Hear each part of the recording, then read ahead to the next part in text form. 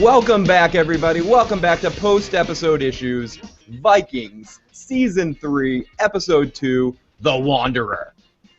And I am Phil, the Issues Guy. With me, as always, is Joe Dirty Locks. We're here to bring you this whole season of Vikings recaps. And if this is your first time joining us, please hit that subscribe button and please share your thoughts of this episode of Vikings. Joe, I'm scared here as we're getting into talking about this episode. I'm scared that you might not have liked this episode 100% because we dealt with some dream stuff. It looked like maybe Walking Dead spoiler. It looked like maybe Tyrese was tripping with one of our men. He was passed off some of the weird mushrooms that he was taking. This show in particular has a lot of dream sequency, seery kind of crap that goes along with it. Yeah, typically, as always, it's not something I genuinely like in my shows. But this show is they do it okay. One of the problems I had with it in the other show was, it's just so out of place, doesn't fit one in every, so far ever. Or, Rick was kind of trippy, but he was having a psychotic break a little bit. Now, Joe, I thought in this episode, and we're going to get into it, I thought at times it worked and at times it didn't work. I thought one part of the dream weirdness stuff that was going on was really effective, and then one part I kind of just rolled my eyes every time we came to it. But we'll get to all that. And as I said, we'd love to hear what you thought of this episode of Vikings. If you're watching us live or tuning in live at some point, please jump in the chat room and give us your thoughts. If you're watching this sometime over the week, you can use the comment section. You can email me at IGotIssuesMan@gmail.com or tweet Joe or I at DirtyLocks or at IGotIssuesMan. And you can also call and leave voicemails at 781-990-8509. So those are all the ways you can reach us and tell us what you thought of Vikings this week. So let's get right into our recap here, Joe. The Vikings the episode picked up kind of right where we left off last week.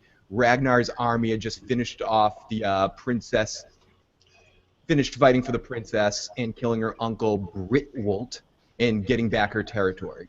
Now we see bloody bodies in the water floating, some great visuals of blood as we see the prince, her brother, looking at what happened and being all sad because really, as you were pointing out in the last podcast, his ass is next, right, Joe? His ass is next.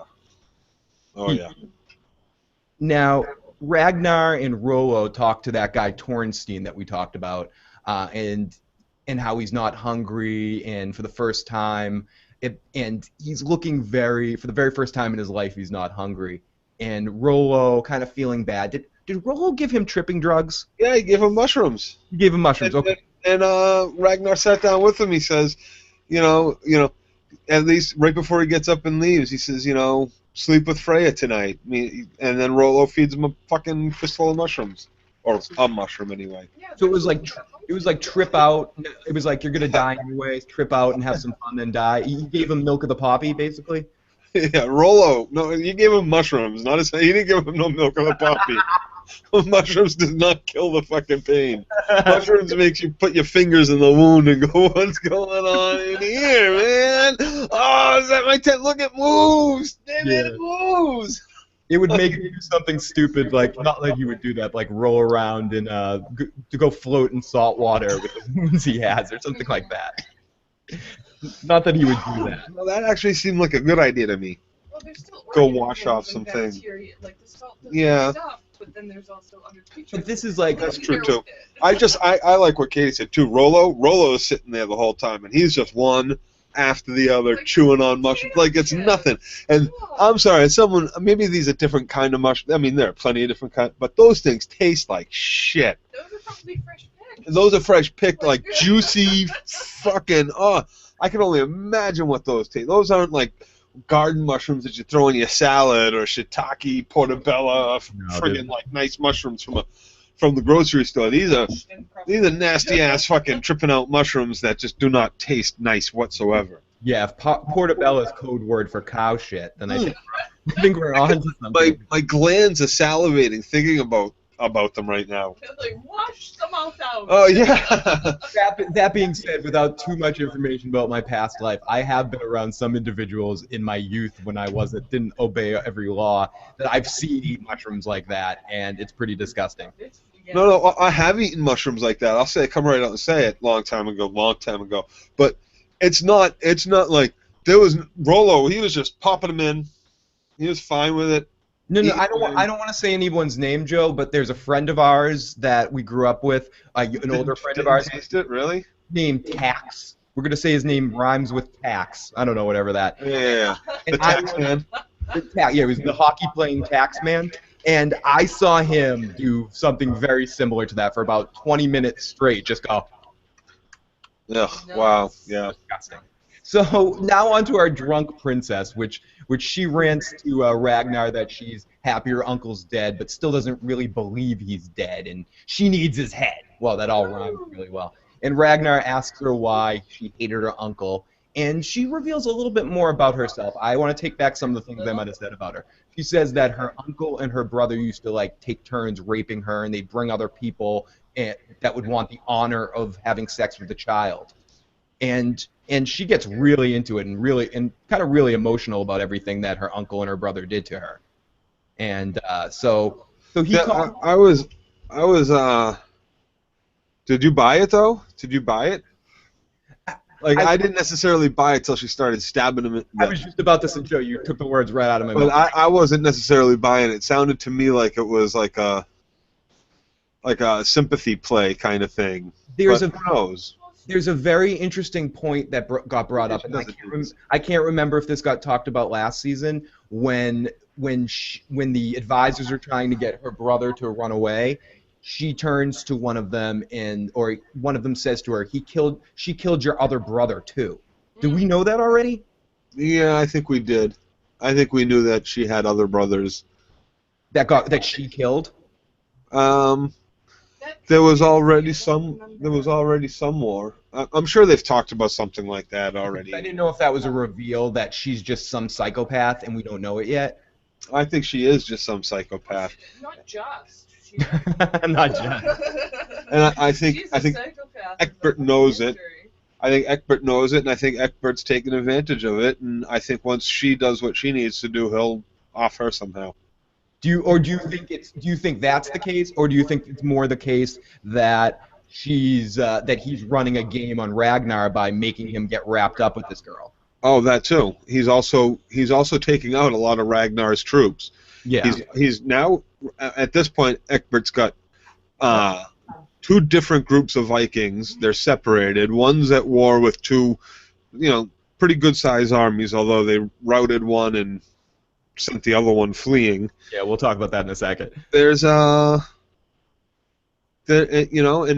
Egbert's trying to get with Lagertha. I don't know. There's some more plans going on. Egbert's The Viking forces spread out. Yeah, he's a lot smarter than. He knows what he's Yeah, he does know what he's I guess I just don't buy that our two mustache twirlers that we're gonna talk about like for 3 seconds are our true enemies this season. It makes the way that they're foreshadowing everything with Egbert's son. I just think it's gonna end up that he's our big enemy. He's our big bad by the end of the season. I think he'll have a hand in it too. Well, we know from previews. We've seen previews where they definitely go to somewhere else as well. Right. To a So different yeah. country. Oh yes, absolutely. They definitely go to somewhere else. So and then we already know that there's we're already 3 episodes in, and they're already building for drama. Or 2 episodes in, they're already building for drama back in Kattegat and Lagertha's area. So. Do you think, I think not necessarily that the prince there, Egbert's son, is going to be one of the big bad guys, but I think he'll definitely I was prove talking to be about a prick. I was talking about Egbert's going to be the big bad, but Oh, I think there's a lot in store for Egbert as well. I don't know how long he's going to live himself. it's going to be interesting to see. Do you think, this is just an opinion question, do you think we have too many locales? No. No. Okay. Just curious. Well, here's the thing. These are frickin' Vikings. They go everywhere. So, and Ragnar Lothbrok did a lot of things in his life. No, I hear you. And his sons did a lot of things too. I guess I just don't care so much about all the women having the dreams and stuff. That kind of took me. I wanted to see more of the other stuff that was going on, but that was just The woman in their dreams. God, We'll go. I mean, we'll get into that. It's okay with the dreamy shit. It's not okay. Okay. I mean, I know they're all having the same fucking dream bullshit. I call bullshit. I call bullshit. That's some bullshit. So let's speak about something that isn't bullshit. Ragnar calls Floki over, who can't wait. He's like, I'll go chop off the head. He's happy about it. And Floki goes and brings her the head. And he's just like, oh, it's like he's got his little lunchbox, like he's got his little, and he just gives her the head, and then she jumps on top of the head and begins to savagely stab it with a knife. I love how all of her people are kind of looking at Floki like, oh, this savage fucking beast. Look at him. He's cutting off a head. What a fucking disgusting animal person these Northmen are.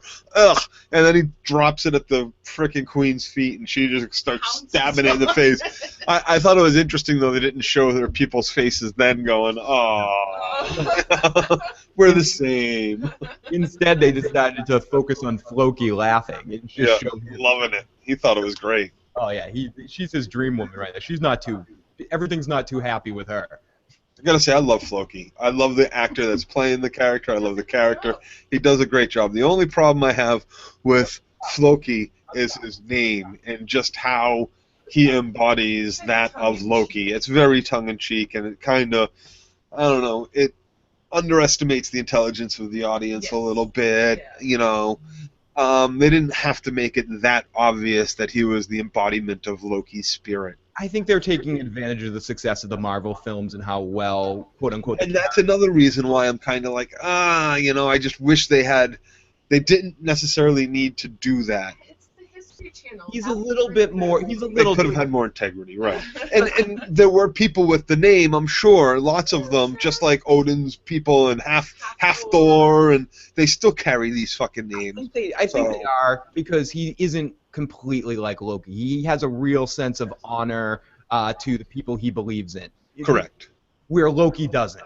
That's why it's Floki. He's the fake Loki. Okay, fair enough. Phony Loki. Floki. So you just think it's a little too on the nose, probably. What's that? A little too on the nose. Right. Yeah. You know, so like I said, but I love the actor, I love the character, I love everything they've done with that character's story and how he's involved. So it's not a big deal to me. It's just one of those things that I thought I'd mention. That's all. No, that's cool. And by the way, I have this thing on my nose. Speaking of on the nose, I did not get hit. I did not get punched. I had a few people in the last couple of days ask me if I got hit. It was a giant pimple. It was a huge pimple that went bad. It was a giant Ragnar Loftgood right on my fucking face that just exploded. It was horrible. Oh, those are awful. In fact, if you look through our videos, I think it's our last two videos, or whatever day we posted two, one in the morning and one in the evening. It's not there, then it's there. So you have a time frame as to when it showed up, and if he leaves it alone, you'll have a time frame as to when it will be gone. That's what's amazing about if you're one of our regular viewers. You can see the progression of different injuries or facial blemishes that Joe and I have from episode to episode. Oh yeah, you'll see plenty of them on my face as we go on and as in the past. So. It's the drinking game. Every time there's a mark, you've got something to drink. So, every time George R. Martin kills someone, one shows up. What's that? so Bjorn, then we get into Bjorn being an asshole scene. Not really, but Bjorn lecturing his girlfriend about taking too many risks and not staying by his side during the battle. She kind of taunts him, saying he isn't really acting like Ragnar's son. He doesn't believe in fate. And basically, she doesn't say it, but she basically just calls him a wussy. She's like, "You're just being a little wussy. Shh, keep your mouth shut. You're only doing this because I'm a woman." And then his reaction to that is to completely show her, yes, that's why, and he proposes to her and asks her to Yeah, that's exactly why. You're a woman, and I like women, and I like you. Will you marry me? Yes, you will marry me. And now when you're my wife, you'll get at home and you'll drop babies and stay at home with the rest of the women and leave me to raid. Yeah, has he met his mother? I think that's why he picked Seriously. her. But no, Ragnar went on plenty of raids without Lagertha when she was home with the kids and pregnant. But she also went with them when they were little. Didn't at least once they leave him with Appleton? Yeah. And they went off together alone. She warriored up when it was necessary. Yeah. But she's a fucking. Say that this was maybe one of the. Can we all agree that this was maybe one of the most asshole proposals of marriage of all time? You'll marry me, right? It's up there. he handled I it. thought Like, it was cute and romantic. It's I want to it's I want to tie you down. I want to get you pregnant and in the kitchen. I don't So I can't do this stupid stuff anymore, girly. just the way you said it, I'd have said no. No, I would have that's married. exactly what she wanted, though. That's what she wanted. Ah, I keep forgetting these Vikings are being presented like Klingons. So Yes. that's kind of an honor-bound way of saying it, even to the Like point. she wanted to be asked, you know, she was a slave. She wanted it to be her choice. She's kind of been waiting for him to do it, you know. Good job, Bjorn. Good job doing the right thing. And she's a good girl. Good girl. And she's pregnant, for Christ's sakes. So we go back to the woods, and we see Rollo and the rest of Ragnar's men are basically all just tripping out. They're either drunk or drugged on the I ground. loved this. I loved this I had so to much. get that up. Now Rollo has probably one of my favorite. Rollo has one of my favorite tripping scenes since the Entourage tripping on mushrooms in the. This is the best ever. This is so fucking awesome. Rollo just tripping out, looks at a guy's leg, and just thinks he sees something, but doesn't really. Has some sort of Now, hallucination. you don't know. I'm not sure. I'm looking at these guys. I'm like, okay, they're not prisoners. Is that guy dead? Is he like just staring at a dead guy? Okay, that guy's alive. There was one guy sitting there, and there was one guy laying down. I'm like, what's he looking at? Are these prisoners? Because he started to get a really strange look on his face too, you know. And then they show what's his name sitting there freaking out too, holding his arm. Yeah, the guy dying, Finkelstein, whatever his name is. I have it written down. Finkelstein. Yeah. I'm gonna call him Finkelstein. But The Jew is sitting there dying. The Viking Jew is dying. and Rollo just kind of like goes and sneaks over there and just takes his axe. No, he just walks over. Yeah, he walks over and he's just looking. Now he's just standing over the guy, looking at it for a second, looking at his leg. And then he just starts chopping him up when the guy's screaming, and then he looks at him and gives him a death stare and goes, "Wah!" Just like- Everybody looks over, and then you just see Rollo chopping this fucking guy's leg off. No one tries to stop him. Nobody tries to stop him. Nobody says a fucking word to him until he walks back over and sits down. And someone says, "Was it the Jew Viking? What did he do?" I got his name now. Tornstein asked him why he did it. He says, just the angle of the leg. I couldn't help myself. Just his it's just because again, that's just such a depiction of how someone might really feel in that moment, and he just saw the angle. He's like, I just had to cut it. I can't help myself. If his leg had been straight instead of bent slightly, he still have his fucking leg. But nope, he fell. That just goes to show you, don't fall asleep at the party with your fucking shoes on, man. No. Bad stuff happens. Bad stuff. No, And if you're gonna fall asleep, make sure the buddy next to you is gonna wake you up and not draw on your fucking face and cut your leg off because he doesn't like the angle of it. Oh Jesus Christ! I was dying. So then the princess comes in. Wenthirth, or whatever her name is, comes along and sits down with Rollo and asks where Ragnar is.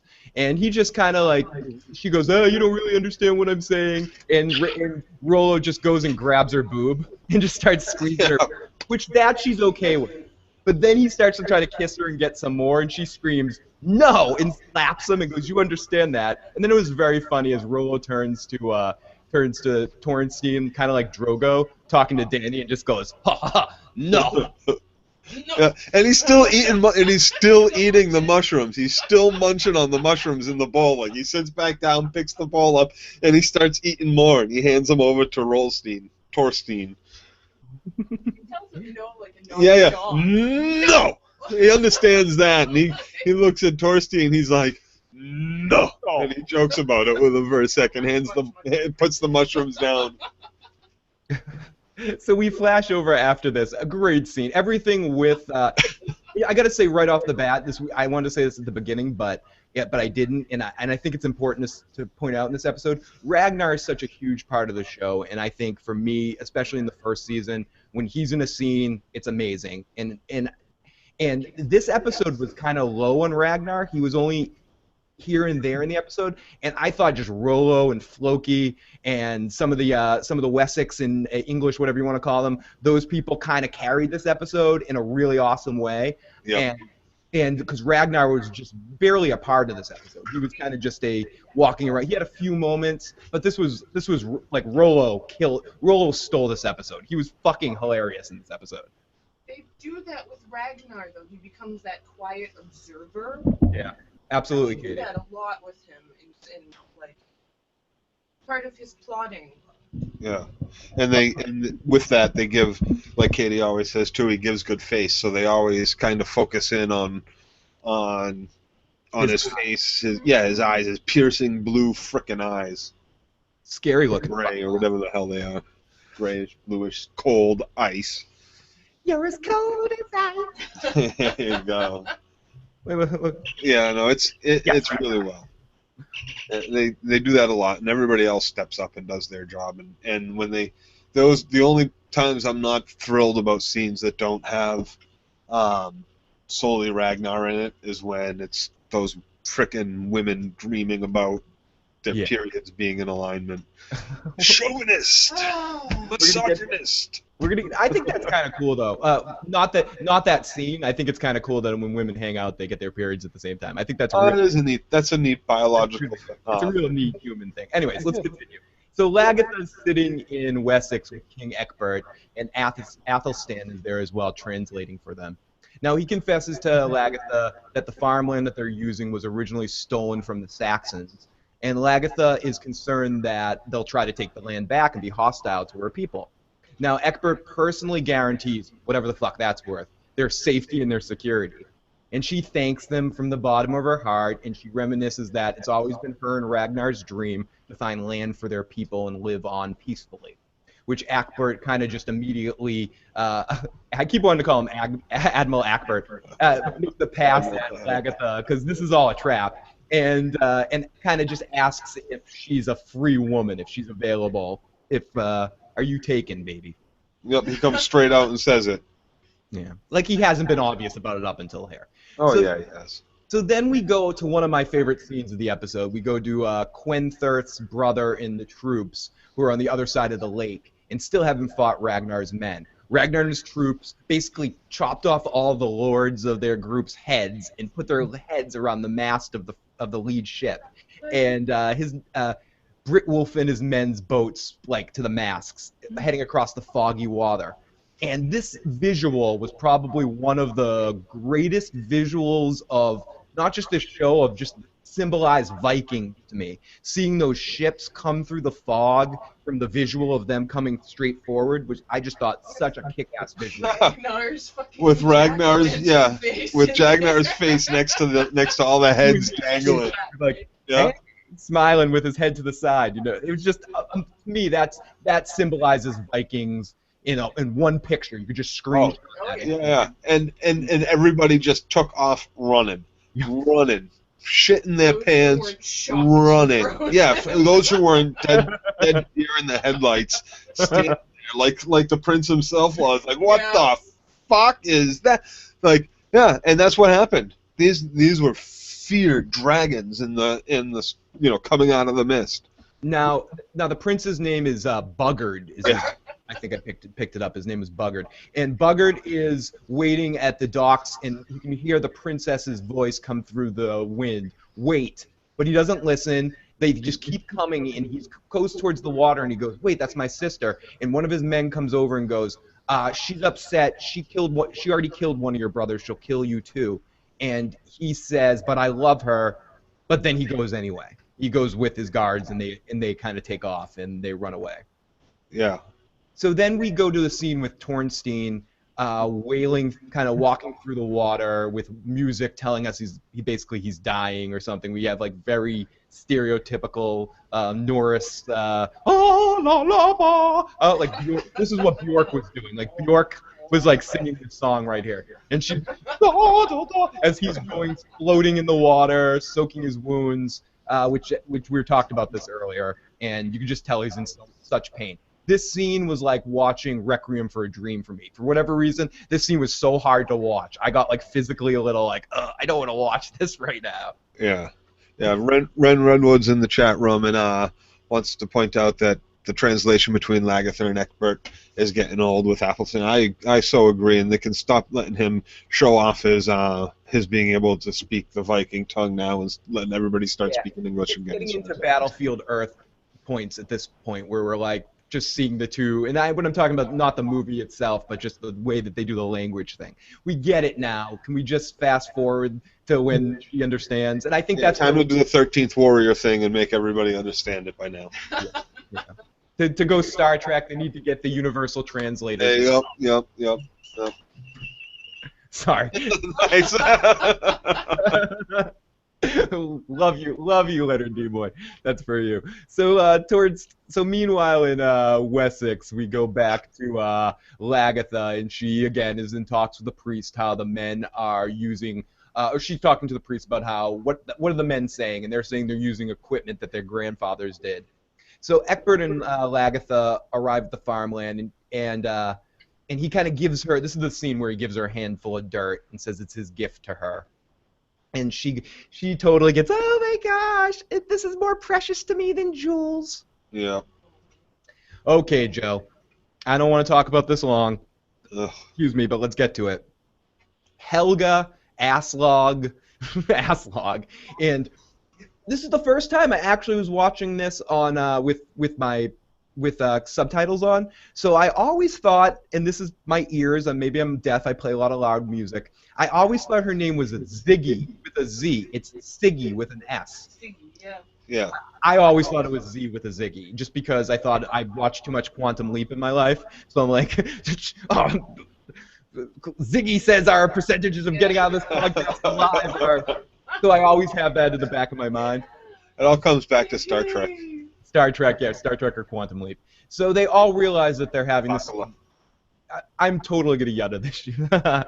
They all realize that they're having the same dream over and over, yada yada yada, about a man that was on Lost. Yada, with a fire. The man that was on Lost, he was also in Walking Tall. Oh, he's been in a lot of shit. Stargate, SG-1. The list goes on and on with this guy. He's a great actor. He's a great television actor. Katie thinks he looks like Ben, by the way. I'm not sure I agree, but maybe. But just facially. Yeah. I mean, like him though. I like him. He does a good job. I think he was on Sons too for a minute. He always plays. He plays crazy really well. Yeah. He plays crazy and like a bad guy really well. Yeah. So they all keep having the same dream about a man without a face that walks through the snow without making a sound, and he carries a ball of flaming fire. Then snow on fire. A snowball on fire. Okay. And dripping blood in the other that steams when it hits the ground. On the others? I'm sorry. Yeah. Then we hear the same prophecy we heard to start the season, with the seer basically saying, it's weird that they connected these scenes because it was more connected to the scene that came after than before, but the way it goes, it makes it seem like they went to the seer to talk to him, but it was more connected to what we see afterwards with Lagertha.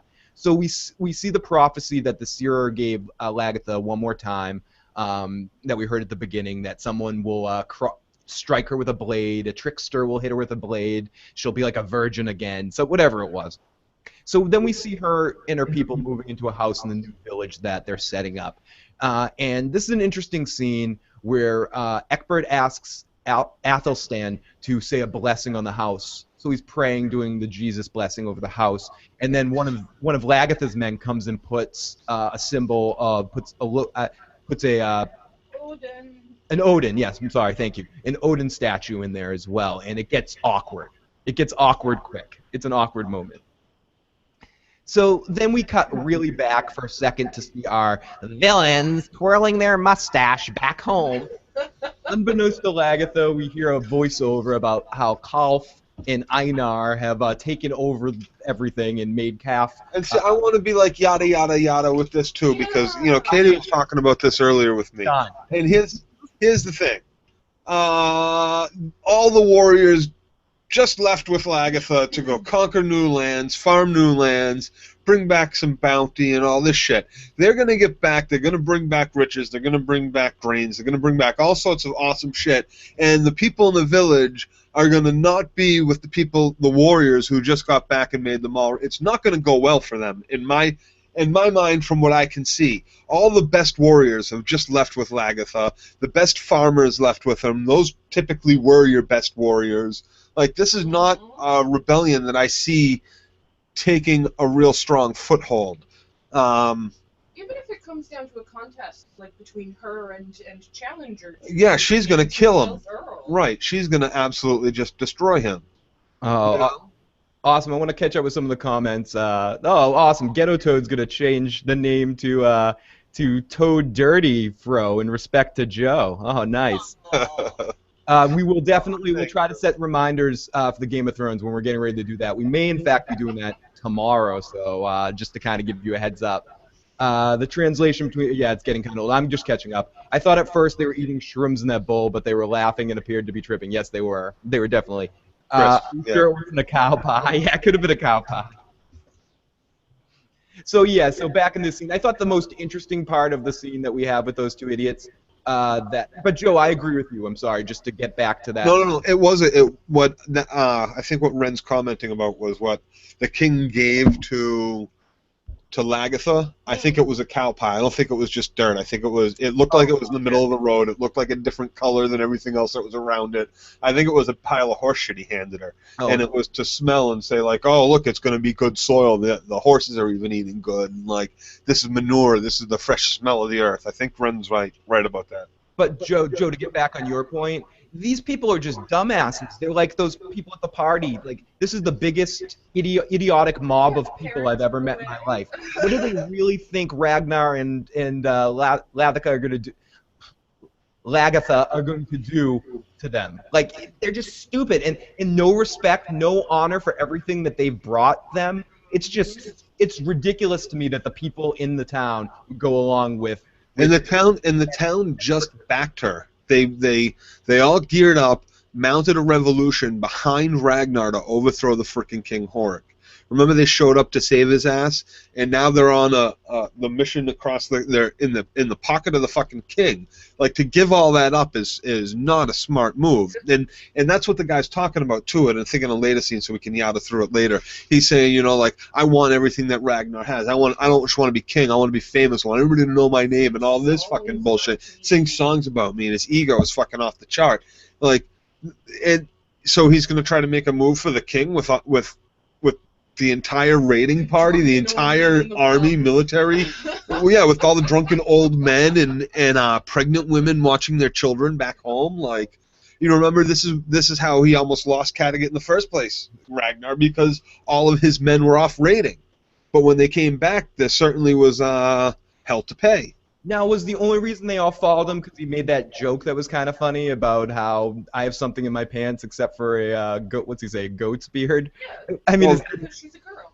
is that all? Is that the only reason why everyone in the town went through with it, because he made that ridiculous joke? Siggy is drop dead gorgeous, says Ren Renwood, and I would agree. I thought she was amazing looking since Heroes, and even through Glee. I always had a kind of a little crush on that actress. She's very much. I find her extremely attractive, and especially in Ziggy. I think Siggy, they play up her eyes, and she has very, very beautiful eyes, especially in season 1 too. She looks amazing when she's still the wife of the Earl, the queen. There's good stuff for women. They look good.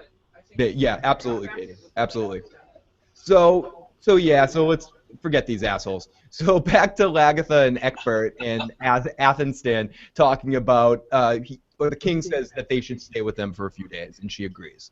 So right away we're back with Ragnar, and we see the heads being cut down, and Princess Crazy Pants and Egbert's son, and they talk about where her brother might be, and she suggests that maybe he went to go get reinforcements in the town, as Ragnar kind of tells the son of Egbert to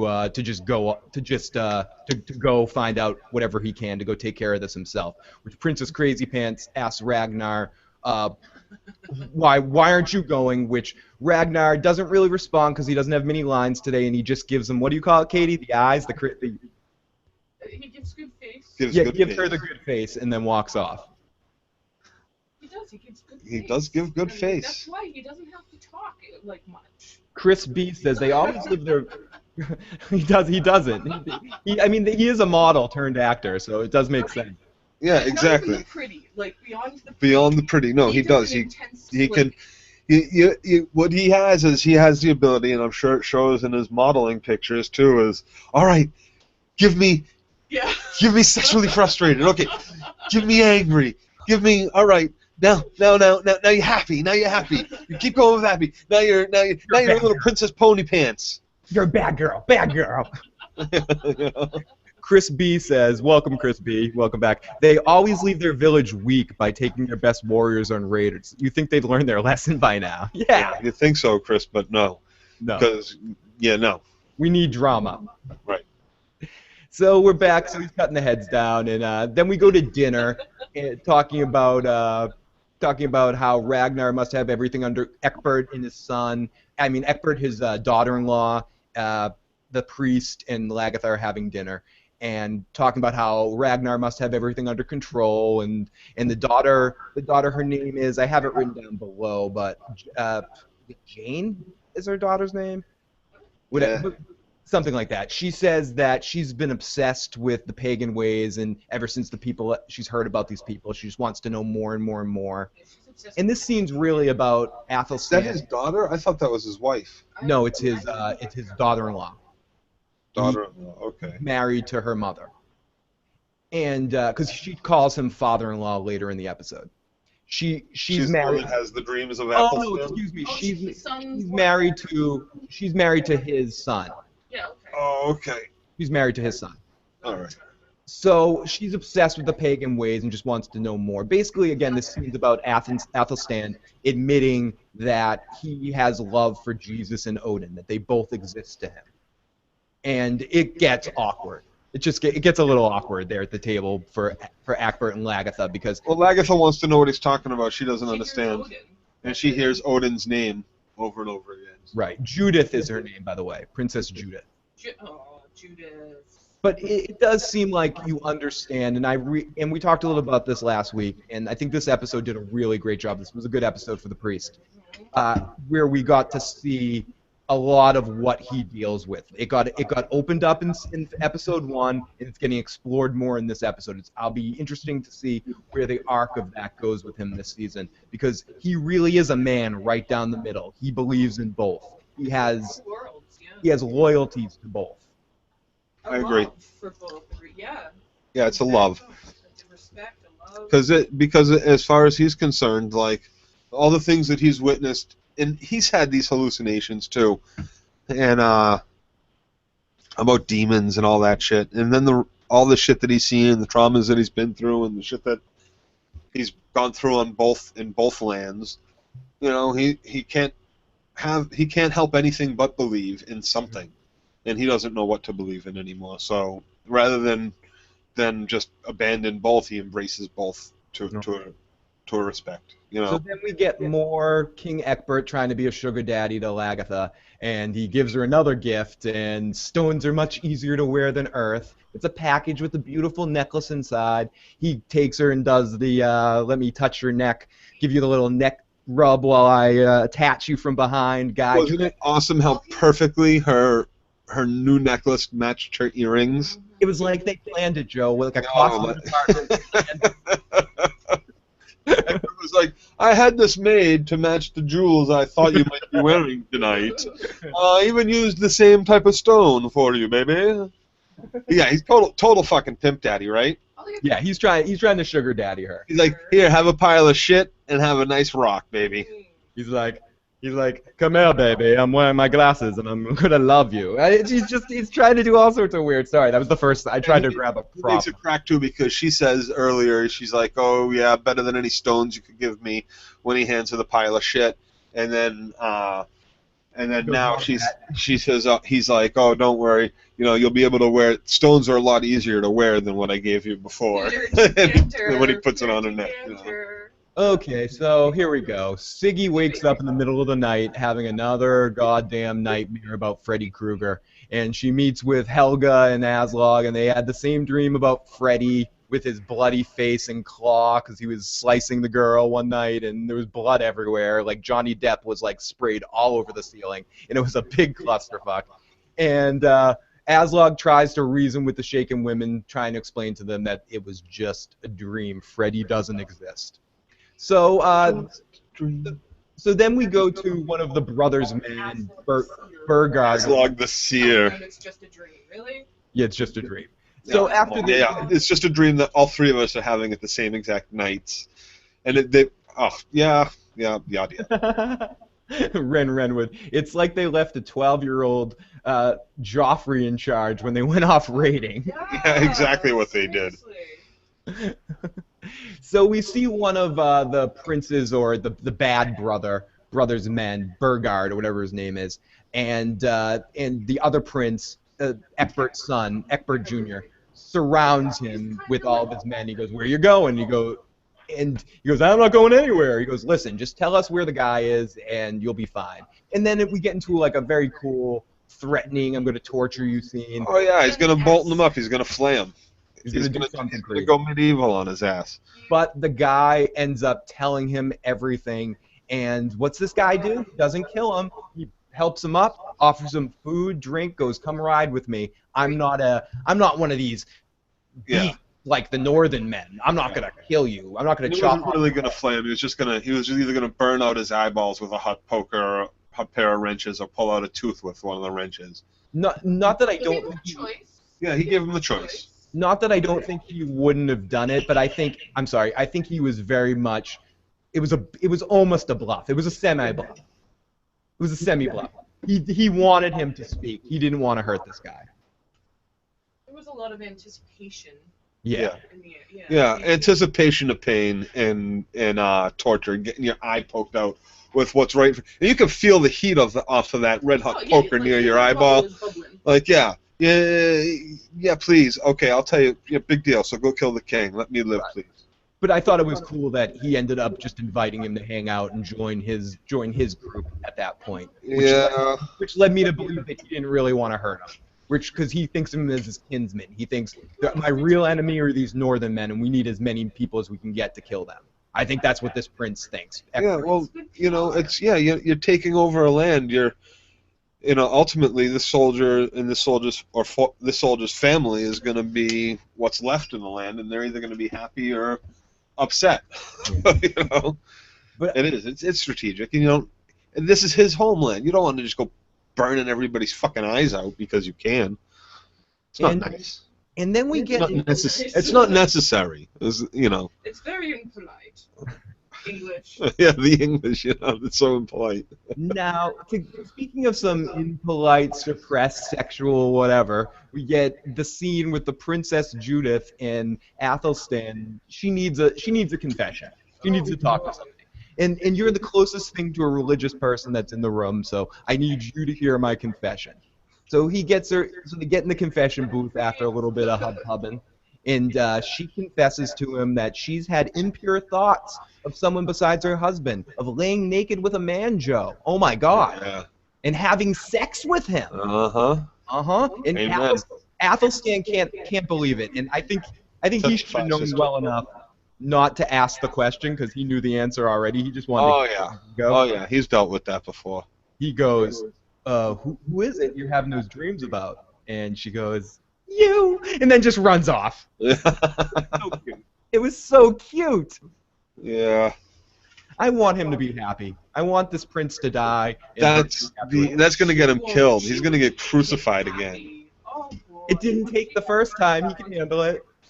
He's a badass, basically. I think he likes Odin's religion better than Christianity. I think he feels more connected to it. I think he does too. I think he feels like it's freed him twice now. Yeah. It freed him from the bonds of the life he was living as a Christian monk.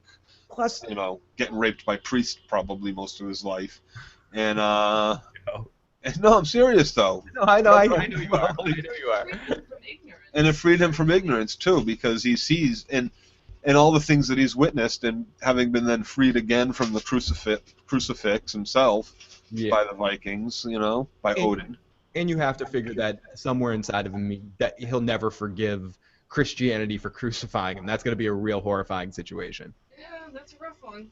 That's a rough one. That's tough to come back from that. You got to respect it. You got to respect it. So we have another dream of the man from all the women. Okay, we move on.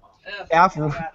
Calf rants about this is our another. We're gonna yada yada scene this a little bit. We get another one of our twirly eyebrow mustache scene with our bad guys. The coolest part of this scene is hearing this guy talk about how paranoid he is that Ragnar's gonna kill him because he has a dream about him eating his liver. Which That- was awesome. Which was awesome. The way he said this scene, the acting in the scene was done well. It's just, for me, story-wise, it's just, these guys are going to get killed. These guys are pussies. It's just going to be a complete, I don't think these guys are going to get any of our main characters. These guys are in trouble. They're dead men walking. Fucking dead men walking. And they're... I hope it's our snowball dripping blood guy that goes up there and kills them all for Ragnar's wives. I wouldn't be surprised. Yeah, they're excited about what's happening. It's not scared. So, right. And Joe talked about this a lot. The guy talks about how he wants to be famous, and if you cut Ragnar, he will bleed. And it's just whatever. All over your face as he kills you. Yeah. Oh yeah, he'll bleed, but doesn't mean he's gonna die. No, come on. Does not mean he's gonna die. These guys win the dumbass award for the night, everybody. I mean, these guys are just dumbass award of the night. Come on. Well, a little reading about history, and where Ragnar dies, or supposedly dies. So, I got a bad feeling for these two schmucks. Yeah, I don't think these two... I don't know where Lagertha dies. She might not make it through this whole thing. Yeah, there's certain facts that we know through history if you want to dig in deep and look at them, similar to Walking Dead or Game of Thrones if you want to look at the text. The text of what this is based on exists somewhere, and if you're curious, I don't recommend it because I've read a lot of it, so I think I'm spoiled to some stuff. Well, for as spoiled as you may be to stuff, it's loose. The history about the stuff is loose enough, and that they have a lot of liberty to do stuff and play with the story. How they get there. So and any spoilers that come out of my mouth accidentally are going to be historically true spoilers that have nothing to do with the show. So. That honestly, Joe, just on a quick sidebar, that's what's fun about doing a show like this where we have zero knowledge of actually what's to come on the show, so we can just throw speculation out like our fucking wave our dicks in the wind here, so we don't have to worry about walking on our words at all, like in some other shows that shall remain nameless, which are awesome.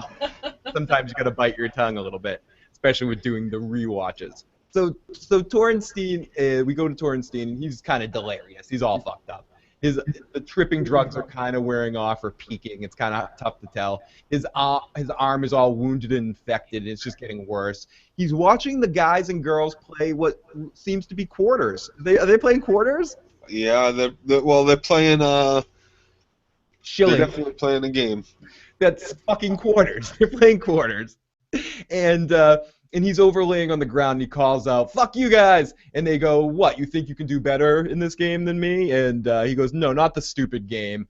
I need one of you to cut off my arm. My arm has to go. There's no longer use for it. And to tell you the truth, I didn't fucking like the thing anyway. So somebody come over here and cut my damn arm off." And Bjorn volunteers, and he's almost... I don't understand exactly why he doesn't want Bjorn to do it, but he's like, "No, not you, Bjorn. I want... Loki's gonna do it." And Floki, I just called him Loki. Floki's gonna do it. And he goes, "Floki, will you do it?" And he goes, "I suppose so." And he goes, "I'd do it for you." To which he responds, "I know you would, and that's why I'm gonna do it." And they sneer. He goes, they hold him down. Everyone, Ragnar shows up and kind of gives him the Ragnar eyes. And Bjorn's there. They all hold him down. And Floki gives him one. "Are you sure? You sure about this?" And he says, "Yup," and then they just go and they start chopping off his fucking arm while he's screaming, and then they cauterize it with the end of, or they heat up the axes first, and then they chop off the arm, and then they cauterize it right away. And this scene again was very tough to watch. Definitely good stuff. It's graphic, awesome. I love how they did it too. It was like he puts the axe in, then he slams down on the axe with the butt of another axe to chop it, to finish chopping through, so it's smooth, so it's one wound, not like hacked through like a frickin' tree. And then they immediately slide in another poked axe to cauterize it. It was done really well. No. I'm sorry, Phil. I have a bit of an emergency. Ben's dog has to go to the vet real quick, and he's got to go. He's on his way, to work. If you have to go, I'll So- finish up the episode. Give All me right, a call later. Love you, bro. Love you too. I'll talk to you soon. Give Ben my best. Yep, we'll do. And Jen. Of course. And Jazzy. And Jazzy. Yeah, give them all my best. I don't know which dog it is. Oh, It is puppy. my friend. But yeah, dude, you're talking to a pet person. All right. Get the hell out of All here. Okay, guys, sorry, you got to deal with me alone, and Joe has to handle a family emergency. So here I am. I'm alone, and we're wishing Joe and his family their best with their pup. Trust me, just saying that freaks me out for a second inside as I think about my own dog and 3 cats, as you'll see walking past here, and if you've seen some of the videos. So we can all wish Joe his best. The Chris B says the blood dripping man in the strain. I believe he's he's an awesome actor. I know him best from I've seen him in a bunch of stuff, but I mentioned this earlier, from a brief stint on Lost, playing I don't want to spoil what he plays, but playing a real dick. So let's continue. We're almost towards the end here. So they cauterize it, and Floki says, "Oh, you should have got this axe. It could just you could have saved some money." So then we see Lagertha heading home, and she and Athelstan say their goodbyes to Egbert, and he thanks them profusely for the necklace, and she says it was so beautiful. Dwarves must have made it, and they're like, we don't have dwarves, but it is beautiful, but not as beautiful as you. Now, before the priest leaves, he whispers to Judith, "I'm leaving. You should be happy, so you no more sin." But I seriously doubt she's not going to be sinning and thinking about him for the rest of the evening.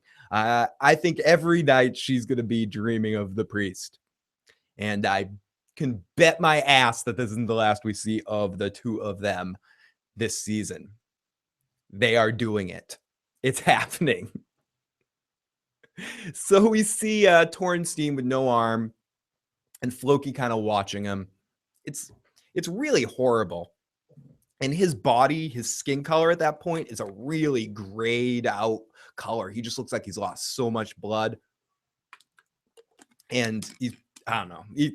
Everything with him tonight, I thought, was done extremely well and done so well to the point where, as I mentioned a couple of times, it was almost uncomfortable for me to look at him and see the pain that he was going through. It was done very real in any way it could be done. So we watch him, and he's just horrible. He's ugh. Now we see Ragnar and his men found the princess's brother. Some guys come in down the hill, and they say they're hiding up in the hills. Egbert Jr. says, "We know it's a trap, but we need to get up there."